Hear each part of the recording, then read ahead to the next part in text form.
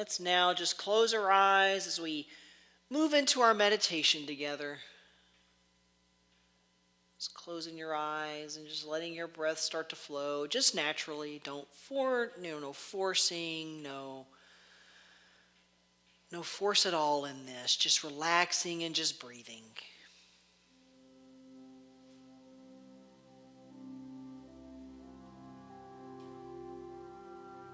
Just allowing your body to mold to the chair or to the floor. Just relaxing.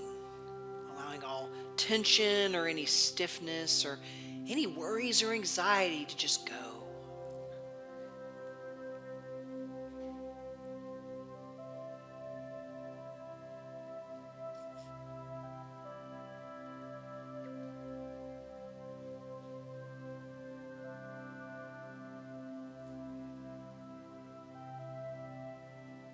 Just sitting into the stillness of our hearts and just turning to the God within.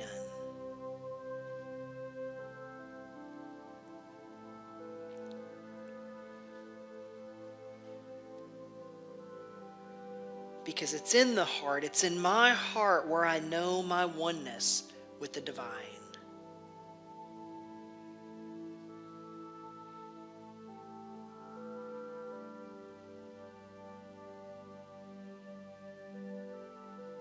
It's in my heart where I fear nothing, I want nothing, and there's no such thing as lack.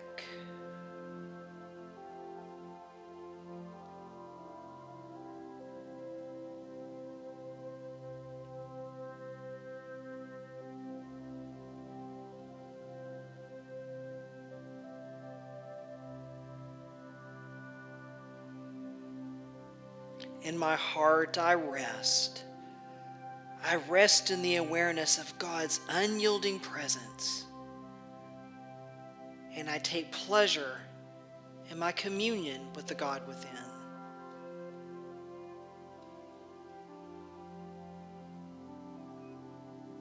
Knowing that my soul is the divine.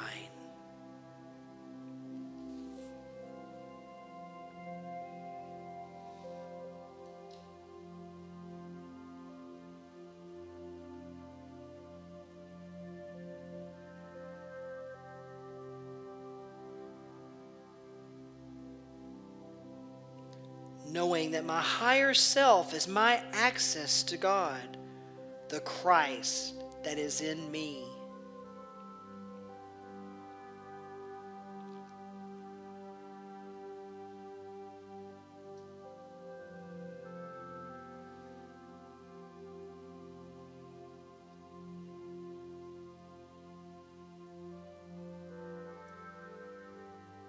Allowing the divine light of that Christ and love to flow through me out into the world.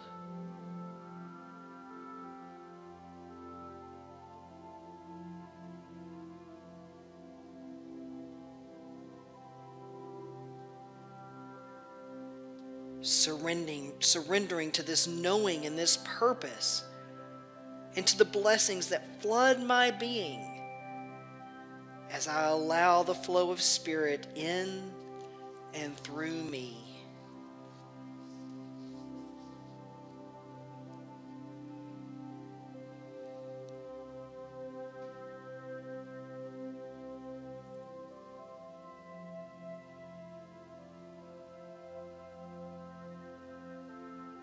Asking myself, what is mine to do? How am I to serve?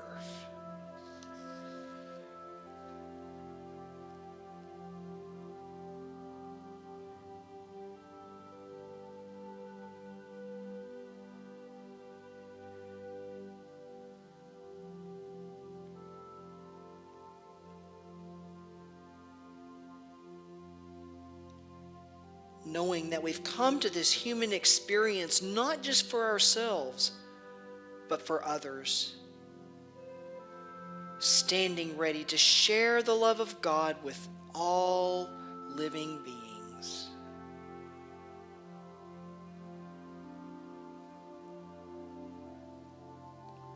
That love of God that expresses through me and as me.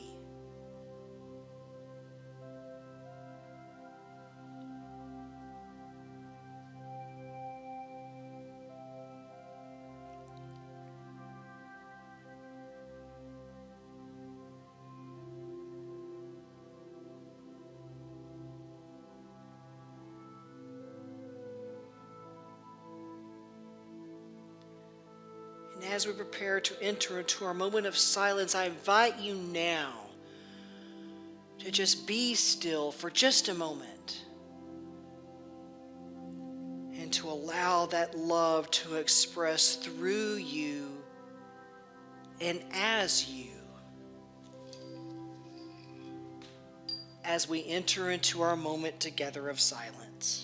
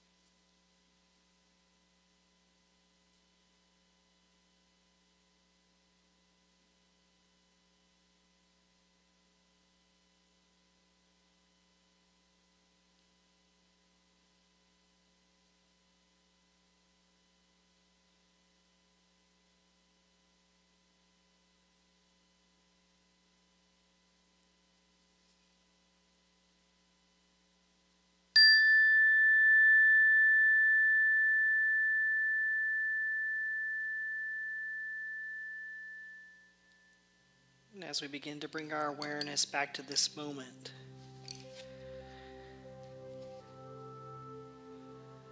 we make ourselves ready.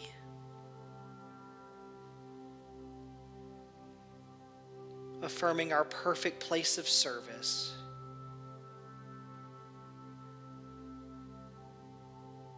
This perfect moment to live our truth.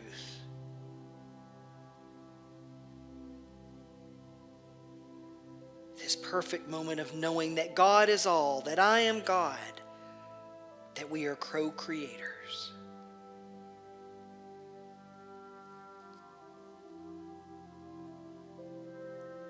And that I am never separate from divine radiance.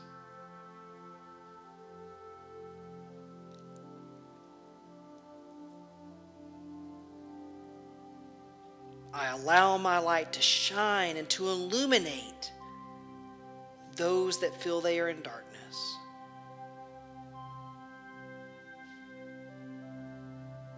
Allowing my heart to expand for those who need love.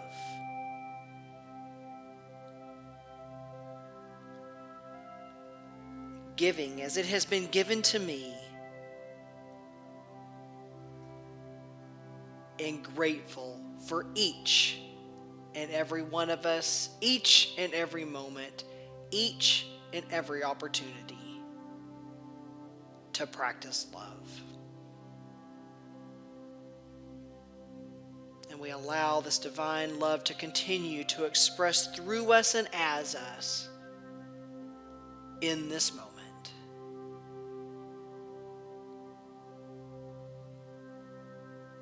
And so it is. Namaste.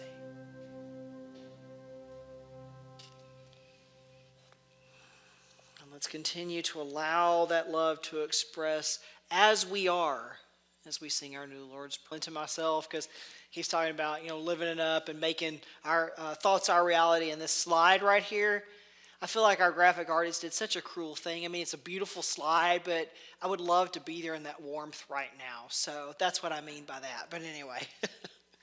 So again, happy Valentine's Day. I hope everybody's eating a lot of chocolate, and more importantly, if you're here in Madison, staying nice and warm. I ended up with a lot of chocolate. We very seldom ever have it in the house. And we were at the store the other day, and there was these little boxes of chocolate for like $1 each. So Mindy and I grabbed a couple of those.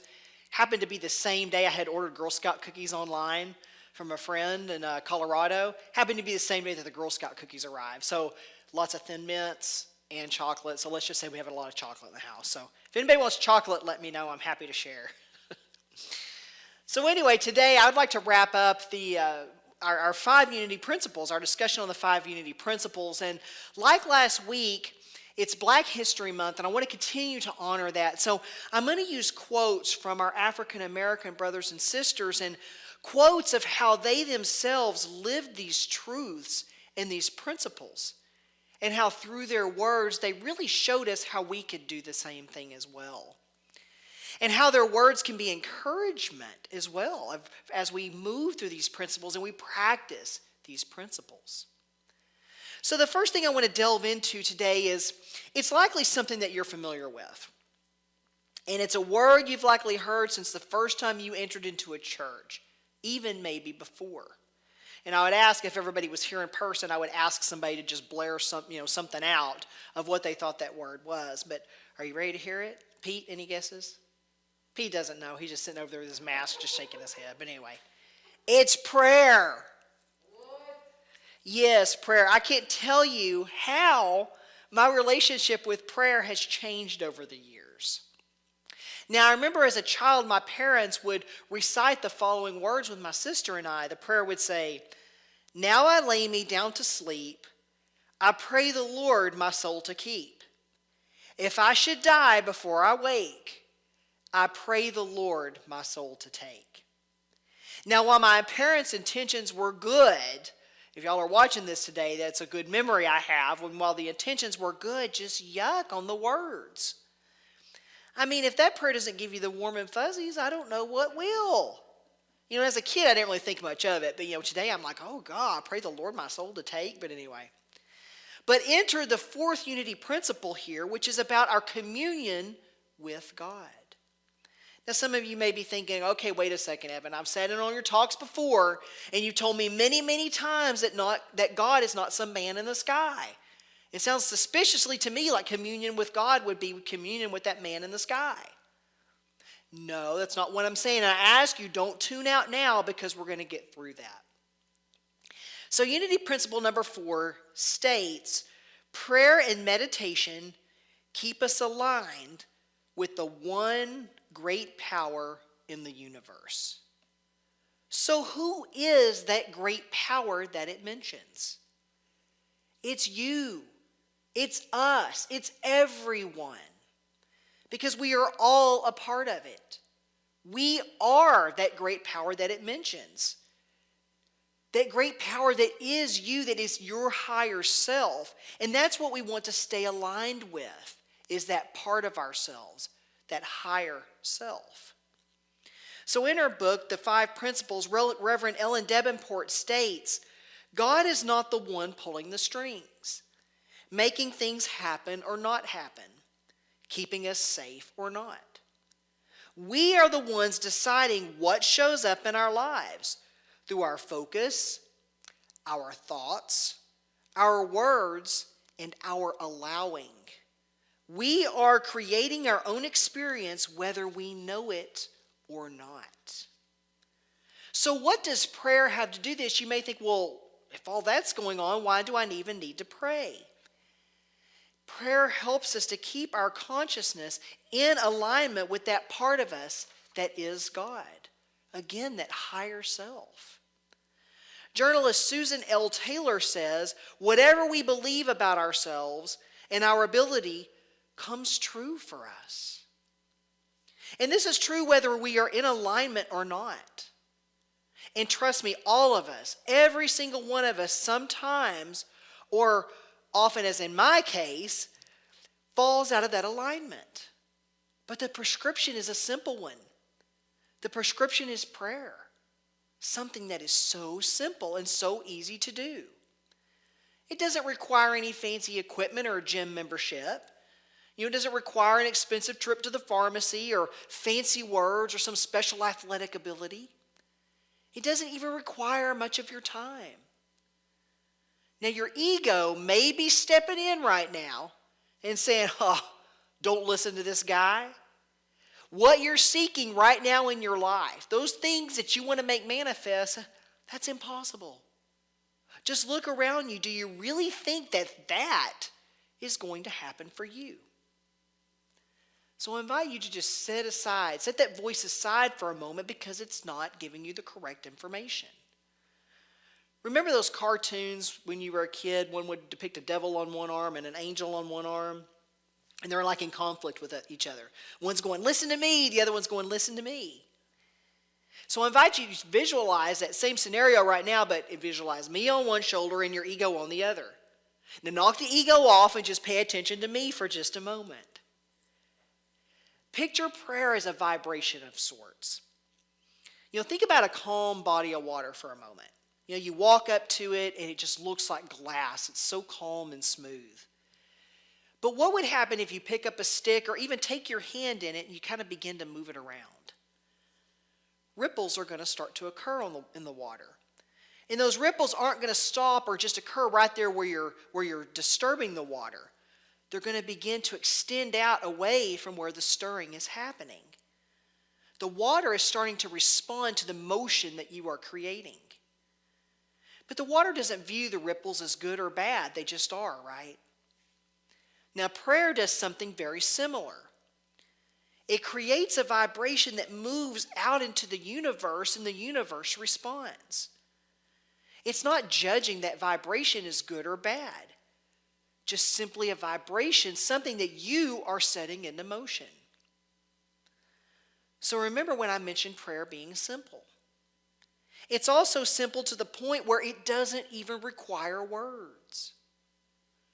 Reverend Ellen Davenport says, prayer is where spirit meets language.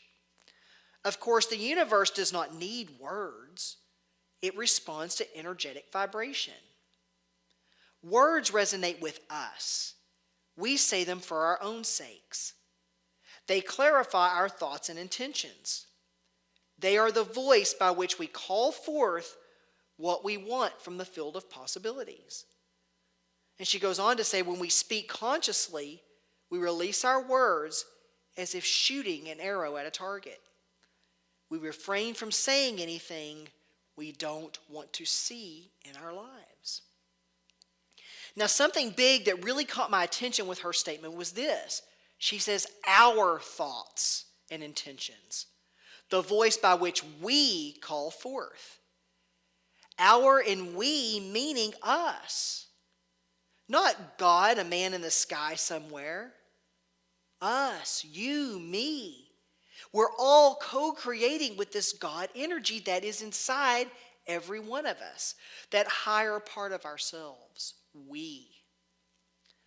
Barack Obama once said, change will not come if we wait for some other person or some other time. We are the ones we've been waiting for. We are the change that we seek. And we can do this by utilizing the fourth unity principle. We do this by utilizing the tools of prayer and meditation because when we do this, when we practice these things, we make the choice to align ourselves with the one great power in the universe, our higher self. And for principle number 5, now we know that we can read lots of books on this stuff, right? On these spiritual principles. They're everywhere. It's like probably $1 million market, or $1 million industry by now on spiritual principles. But this is where the rubber meets the road, because we can't just read about those principles, right, and expect it all to happen. We have to also practice these teachings and these principles. When we live, this is where we begin to live these principles. Now, unity principle number 5 states, it is not enough to understand spiritual teachings. We must live the truth we know. So even think about exercise for a moment. We can read lots of books on how to get our heart rate up, right? Because we know it's healthy for us. But if we don't get out and practice it, our heart rate likely isn't going to get up and exercise our heart or our bodies. So this is where we take what we have learned. This is where we take the innate truth of who and what we are and we live it. We practice it and we set the example for others to see. Sojourner Truth once said, "Truth is powerful and it prevails." So this is the moment where we step into that power and to live it and to be it. To show up as the divine being that we are. And I will tell you, there is no better time than now. Jesus said in Matthew 25, 35 through 36 and verse 40, "I was hungry and you gave me food. I was thirsty and you gave me something to drink. I was a stranger and you welcomed me. I was naked and you gave me clothing. I was sick and you took care of me. I was in prison and you visited me. Just as you did it to one of the least of these who are members of my family, you did it to me." So you see, we use the first 4 principles to align ourselves with the divine presence that we are. We then use this principle, principle number 5, to keep ourselves in check. Asking ourselves if we're living it. If we're living the words that Jesus taught. The very backbone of our teachings. Are we living according to divine guidance? Are we reflecting it in our actions and how we interact with others in the world? One way we can be sure of this is to check in with ourselves. You know, this is likely something you've heard me speak about before because it's such a good gauge. You know, how does it feel? How does it feel physically in your body? What about emotionally?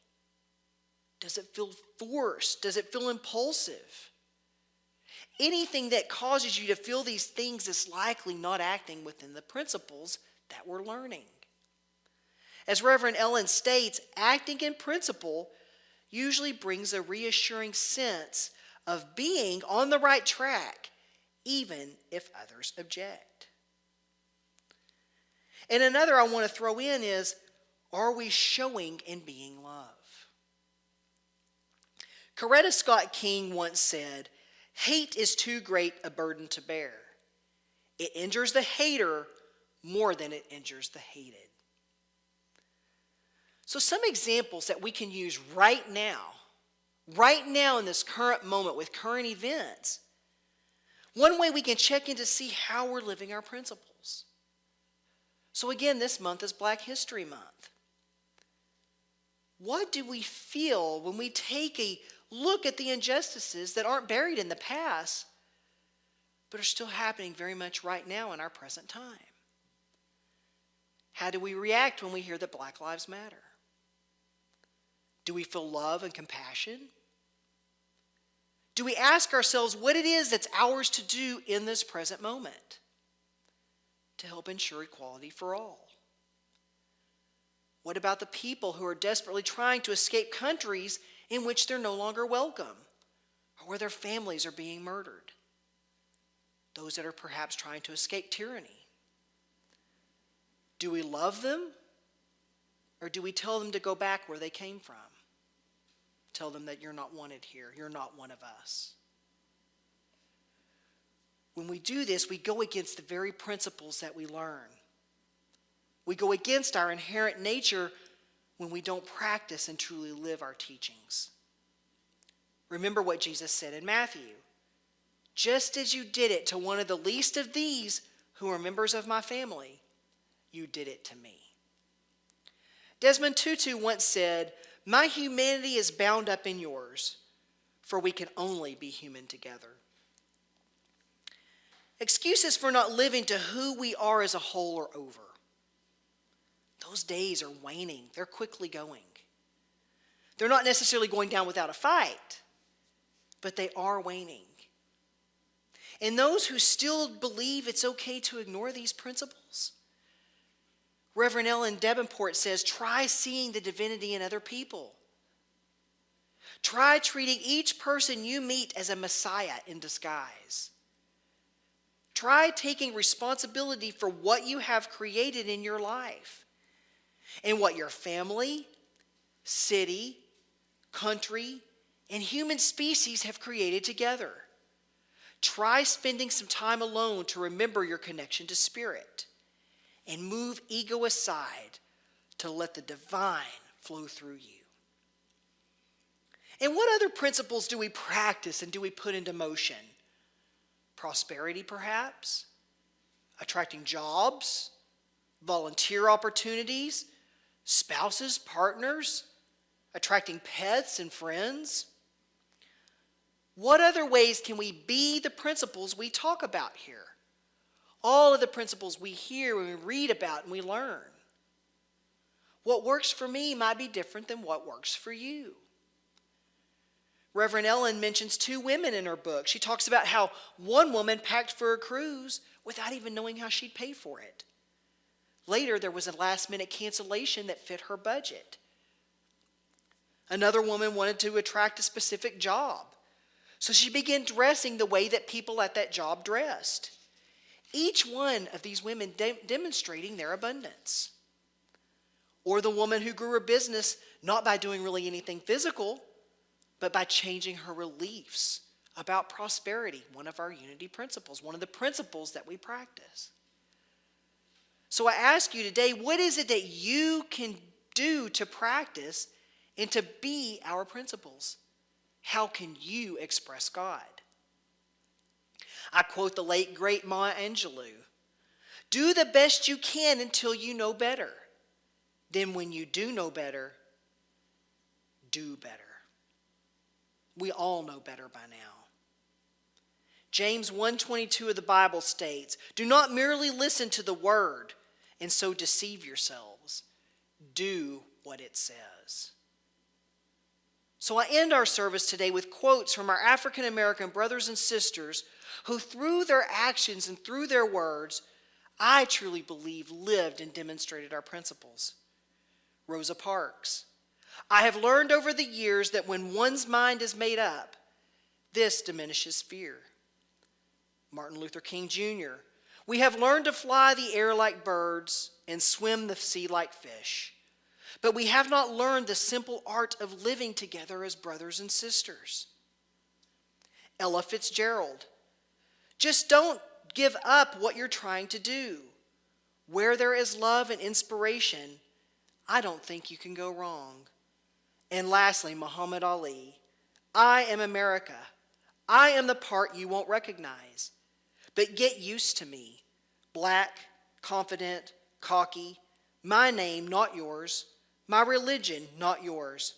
My goals, my own. Get used to me. Namaste.